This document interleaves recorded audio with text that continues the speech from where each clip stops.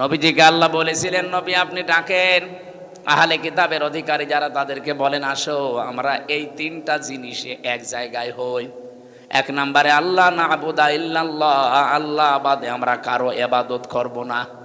আজ বাংলাদেশে মতের ভিন্নতা থাকতে পারে, মুসলমানদের ভেতরেই বলছি 92% মুসলমান আমরা, অন্য জাতিকে বাদ দিলাম, শুধু মুসলমান আমরা যারা আছি তাদেরকে বলছি আমরা যদি সত্যি তাওহীদ প্রতিষ্ঠায় নবীর এই পয়লা মিশন আর ভিশনে এক হতে পারি, আমাদের এই তিনটা বিষয়ে কিন্তু এক জায়গায় হওয়াই লাগবে, ঐক্যমতে আসা লাগবে যে আমরা আল্লাহ বাদে কারো ইবাদত করব।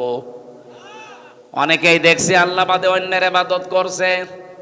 ইবাদতের যে মিনিং গুলো আমরা পাই, আল্লাহর দেওয়া হুকুম তরিকা লাগবে রাসূলুল্লাহর। আপনি আমি একটা জিনিস মনে করছি খুব ভালো, আন্দাজে করলে ওটা ইবাদত হবে না।